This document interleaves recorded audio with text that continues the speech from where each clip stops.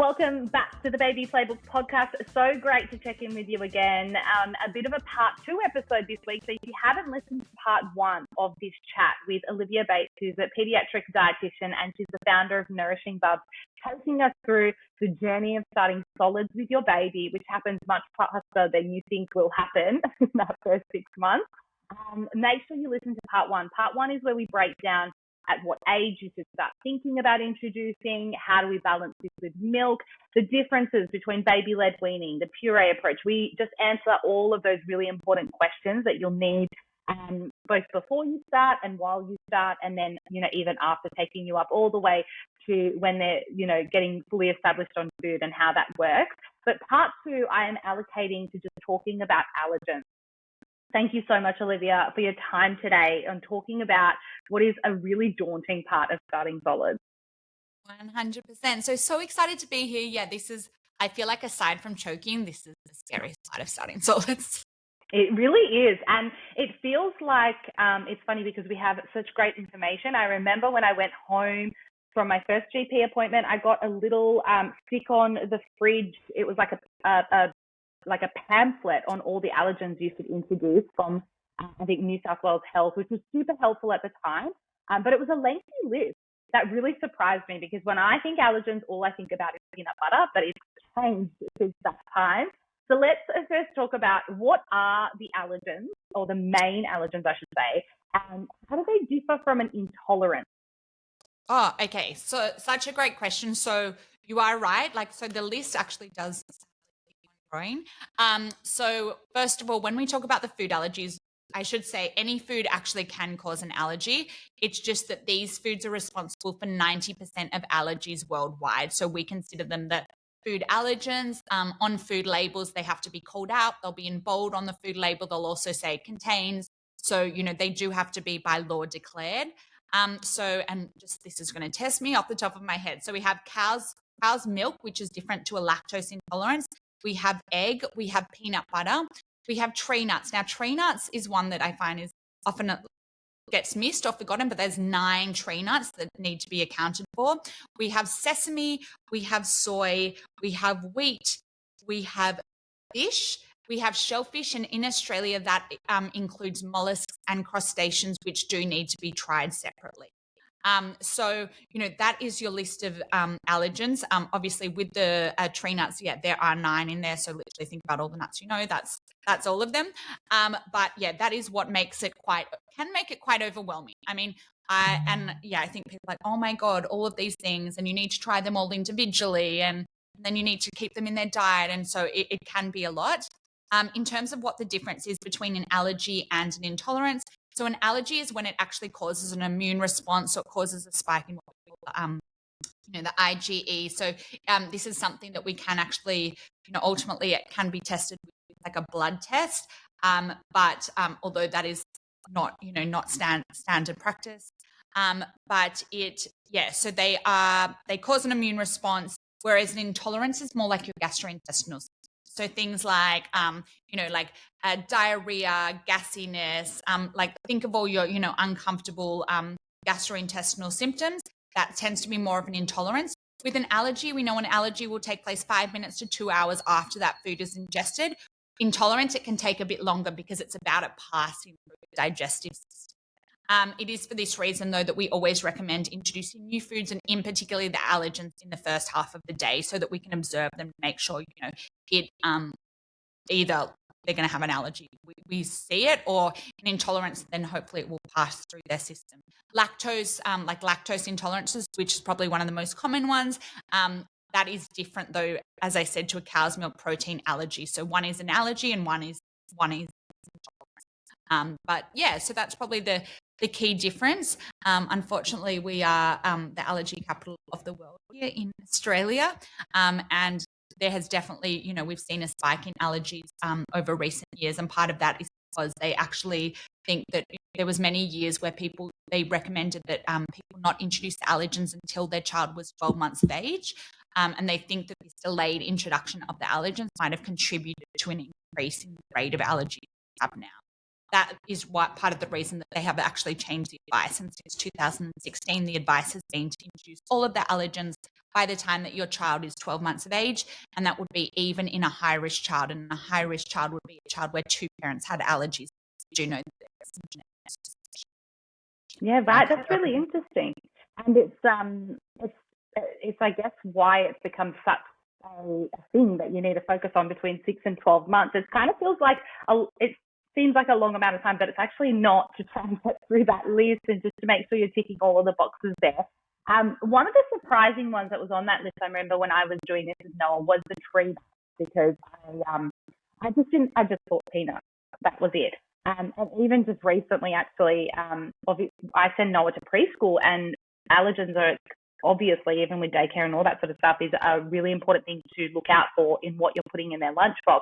There was a bar that I thought was completely fine, and he actually said to me, "Mum, I got sent home with that bar yesterday. You can't put it back in my lunchbox," because I didn't realize that it had cashews in it. So oh, wow. Even up until now, I'm still, of course, dealing with the allergies. Now, that you mentioned are the main allergens, but I know that there are a few other foods that can also be, I guess, I want to say a common allergen, but not on the list. I think one of these is like kiwi. That seems to be something that we look out for. Can you mention any others that I guess maybe we should just have in the back of our mind when introducing to our kids that it may be something that may cause a reaction? Yeah, so look, kiwi you do hear about. In saying that, like I actually was chatting just to an allergist the other day, and she's like, "Look, I don't see it." She's like, "I rarely see it, but then this week I had, 3 kids in with it." But I do hear about it, and it's like, is it because of the skin, and is it more of an intolerance? One thing that we do see is the kids have really delicate skin, and so they can also have develop contact rashes that sometimes people mistake for allergies. Things like your citrus fruit, often will cause it, like tomatoes. You can start to see a rash around here, oranges, things like that, just because of the acidity of it on their skin. Sometimes people say strawberries, like we have strawberries in one of our products. They're like, "Isn't that an allergen?" I was like, it's actually not considered like an allergen. Like, yes, there is the risk, and is it because of the seeds? There is also something called a meat protein allergy that has developed, although that tends to be more in adults. They've been bitten by ticks, which is really weird. But look, I would say of the one that, it's probably kiwi and strawberry. I probably hear people talk about. The other thing is there's this thing called F-pies, and sometimes I try not to open this can of worms. It actually is not considered a true allergy, but it is a type of reaction, and it is often to things that are not necessarily considered the common allergens, but it might be triggered by something like rice, which is generally considered a non-allergenic food. It's not usually likely to cause an allergy. Avocado, bananas, even sweet potatoes. So it can be triggered by any of those things. And it also it appears in a different way. It presents, I should say, in a different way. Unlike the 5 minutes to 2 hours of a true allergy, it often appears 4 hours after the food is ingested. So sometimes it can be hard to pick up. It often also gets mistaken for gastro because it presents as quite gastrointestinal symptoms, profuse vomiting to the point that baby can become floppy and limp.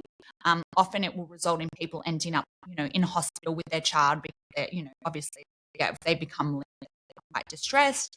But it does often get misdiagnosed as just being, gastro, because it doesn't behave in the way a normal allergy does.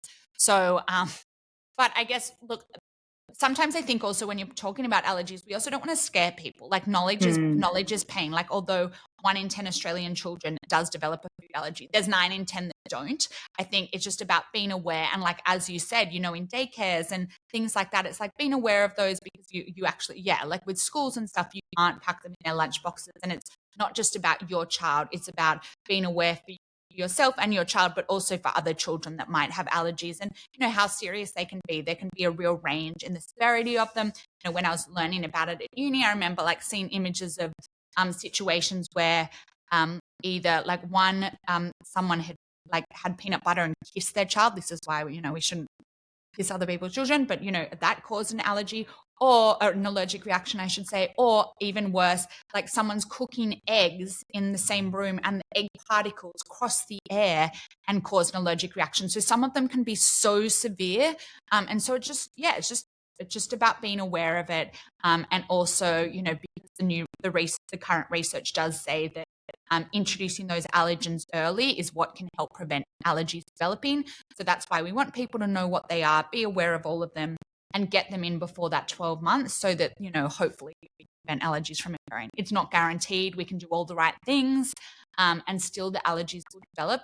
But look, we can still take precautionary steps.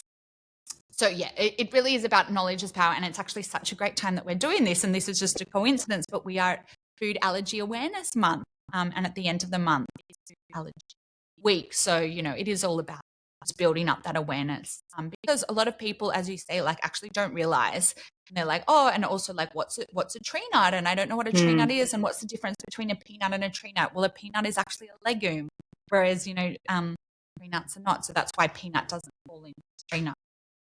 That's so interesting. I love that we've timed this really well as well to get that that information out there and that knowledge. You touched on it a little bit before about why we do this before the age of 12 months, which is, of course, the science and the research behind it says that if you do within that 12 months, it gives it a better chance of not becoming an allergen. This is something that I came across with both of my kids as well. I wanted to ask you about it, is why is it so important to introduce it as a food? Because I know that when I was using some skin products with the kids, of course, with this all natural trend, you get a lot of citrus oils and things like that in creams. And I was told by my GP, you have to really be careful with that because you're introducing that food through the skin, which isn't the way you're meant to introduce food. This is actually so great because I've been meaning to do a reel on this.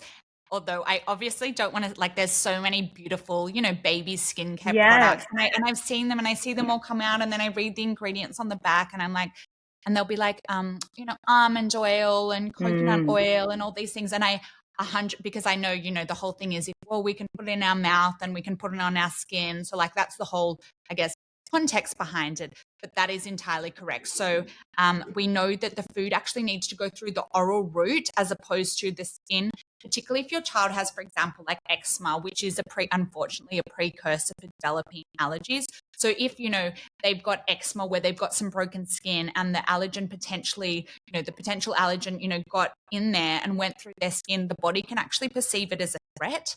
And so it then can cause an allergic reaction because it hasn't gone through the oral route. And I also hear, like, I even know, like, friends of mine would tell other friends, they'd be like, yeah, you should just put a bit of egg on the back of their neck and that's the way you should introduce it, or on the skin or whatever. And people and I'm like, no, do not do that. Like, please do not do that. Like, so if you're really anxious and, your first step, like, put it on the inside of their mouth. That way it, like, will go through their, like, oral, like, digestive system. But yeah, this is a really important one. And I think, unfortunately, you're like, oh, buy my friend this beautiful new, like, cream for their baby. And it, like, looks so great. But it actually, can increase their risk of developing allergies. And so it is actually such a great point to bring up because, we know that is not the way that it should be introduced. You need to make sure the first exposures are via the mouth, through the oral route, and they're not being exposed to them through, creams and oils and stuff that we use. Yeah, it is a really, really good point to make. It's also, I ended up inheriting all of these beautiful creams. So I didn't really complain about it. I was just using them as my own moisturizers at the time. I was like, oh my gosh, I can't use this on the kids. But the other thing I wanted to clarify as well is that, of course, with allergies, you mentioned just before, some can be a milder reaction to a more severe reaction. So is that true as well? Because I know I have a couple of friends who, their kids have had an allergic reaction to whatever it may be, sesame, but it's quite mild, whereas other children can have a severe reaction. So there are different forms. Sure. Yeah. So definitely. So we talk about allergic reactions in terms of mild or severe. There's no in between. So a mild would be something like breaking out in hives or a rash over their body. It can be also things like sneezing, even some eyes watering. So it can sort of bring bring a few systems into play. A more severe allergic reaction, most, I guess, cliche image you see is like the whole face blown up, the tongue blown up. So, and then like obstructing the airway. So that's what we would call a severe reaction, is an anaphylactic reaction, and it is life-threatening. Now, you know, good thing, I guess, is that, you know, the likelihood of them having a anaphylactic reaction on their first exposure is extremely low. You know, usually it would start with more of a mild reaction. And, you know, yeah, some kids will just like develop a rash, and it can literally be managed by, you know, if they say once you realize that they have that, you know, it's one of those things that might be able to be managed by taking just a little bit of like Claritine or like some kind of antihistamine. Obviously, that's something that you would discuss with your GP and you would go through that process. Once you do suspect that they have an allergy, you know, they would like go and develop some kind of plan for the best way to manage it. But yeah, with a severe allergic reaction like an anaphylactic reaction, the treatment is adrenaline injection. So you know, getting that into them ASAP, and by, you know, once, ideally, obviously the first time you try it, you might obviously don't know it's a allergic reaction, so you might not have that on hand, but ultimately once, you know, an allergy is diagnosed, then you will be equipped with, you know, they will set you up, you'll have an allergy action plan, you will be supplied with two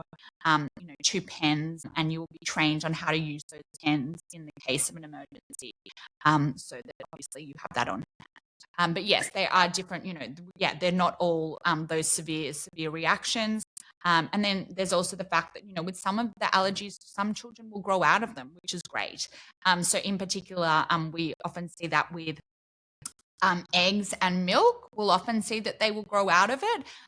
Things like peanuts, unfortunately, are less likely to be grown out of, as well as like fish, shellfish, less likely to be grown out of, unfortunately. But for things like, yeah, particularly your milk and your egg, which are two of the most common ones, they are quite likely to be grown out of, you know, touch wood. And it'll just be, and obviously the goal is to ultimately be able to get them back into their diet. So you will go through a period of, you know, whether it's an oral food, put your child through an oral food challenge, and it'll all be supervised. Okay, so we have a bit of information there on what to look out for, you mentioned, in terms of what sort of reactions we are looking out for. How do we go about testing these? What is our first approach? What does it look like? And also, if you can even touch on the whole how many times before you really know that you're in the clear. Sure. So what I usually just run with the Australian Society of Clinical Immunology and Allergy recommendations around this. So what they recommend is to do 3 consecutive increasing amounts of the food to expose the child to. So with allergens, it's really important, as I said in our first podcast, that you do introduce those foods in the first half of the day. So we want to, you know, make sure there is time before their next nap so that we can be observing them. You do want to make sure that you do them individually from other allergens, because you want to obviously be able to identify which is the cause of it. I usually recommend if you are just doing purees, it's easy just to mix it into a previously tolerated puree. So for example, say they've tried pumpkin puree many times before, that's a great one to run with. So let's start with egg, for example. So what you can do is you can get an egg. You want to hard boil the egg to start with. You want to mash the whole egg together.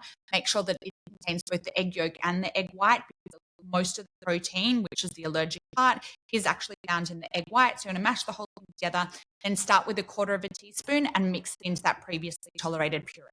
I usually find it's easier just to do 3 consecutive days of that food, because then you can tick one off, rather than, I definitely wouldn't mix them up. I wouldn't do like one day of one, another day of another, you know, I'd do 3. I always say aim for 1 per week, and it makes it actually achievable between the 6 months and 12 months. And it also allows a few weeks of buffer, like if Bub's sick or you're away or something. So aim for 1 allergen per week. And so, yeah, say you're doing egg, you would start off with 1/4 teaspoon on the first day. Then on the second day, you would double that amount to 1/2 teaspoon. And then on the third day, you would double it again to 1 teaspoon. I know that I believe it's the Royal Hospital for Children in Melbourne. They do six exposures. I run with Askia because it's 3 exposures. It's not like a hard firm amount, but definitely by 6. By 3, it should be absolutely fine. The reason that there is multiple is that sometimes they won't react on the first exposure. This can be like a sensitization.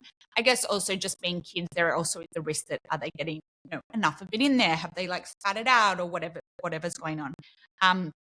You can also use like a powder, like for example, we have egg powder in our allergen kit just to make it easy to do.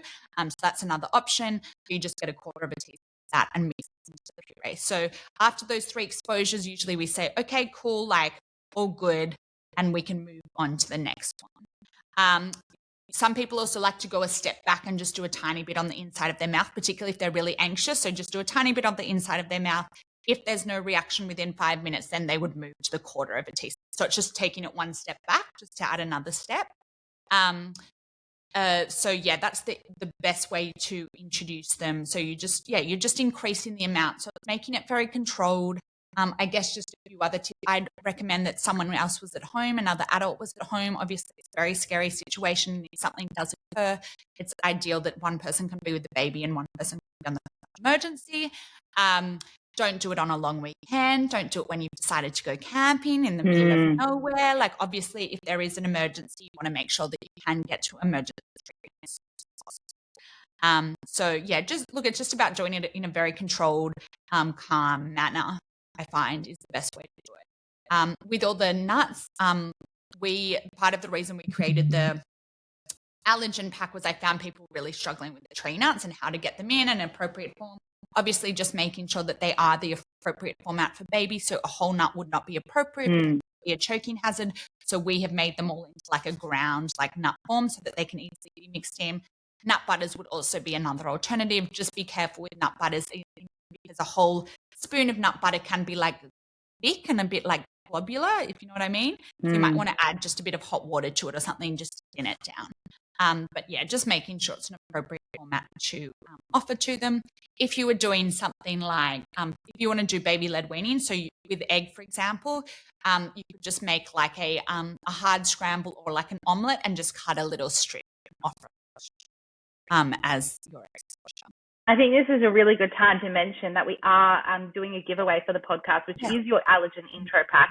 So that contains 14, there it is, of the most common food allergens, including all those 9 tree nuts in a really easy form, because one of the barriers that parents have here is trying to figure out how, you see sesame and you think, well, how am I going to, I don't have a grinder, and like you don't even know how to approach it. So just really simplifying it. They're all little powders. Amazing. Plus you have an allergen intro tracking magnet because, of course, as you mentioned, it kind of becomes a bit of a schedule that you're running on. Yes. So that is really beneficial to mark, your little one's process in trying each of the allergens. If you want to enter that giveaway, the link to that will be in the show notes. So make sure you head over there. Thank you for running through kind of all of the steps that you kind of need to know there, because as you said, it is a bit of a schedule. It is a bit of you have to tick the box for each one and making sure that you're doing it in a good amount. You mentioned there the rule of 3. So you introduce it 3 times before you kind of, say that, okay, we may be in the clear here. Why is it so important to keep giving these allergens during that early stage? Is that to prevent an allergy from eventually forming? If you just all of a sudden give it to them 3 times and then you stop giving it to them, their body might say, I've forgotten about this food. I'm really glad you asked that, because I was just about to say, chime in there and go, I haven't added this. But yeah, so aside from the introduction, which is obviously very important, of what the current science is showing is that you then need to keep up that exposure, because you don't want to, for example, do the 3 exposures, all good, and then like leave it for 6 months and be like, oh, because they basically, obviously there's a lot going on, and they can still develop an allergy. So it's about, I usually just refer to it as like maintenance. So like maintaining that tolerance to the allergen. At the moment, look, there's not like strong science on the timeline in which you need to continue that exposure. Although there was a study that showed that if you kept doing it for 5 years, I know it sounds wild, but like kept up that exposure for 5 years, and they say they have defined regularly as at least twice weekly. So what they said is if you kept it up, offering it twice weekly for 5 years, you could then theoretically like not have it for a year and they would have still maintained that tolerance.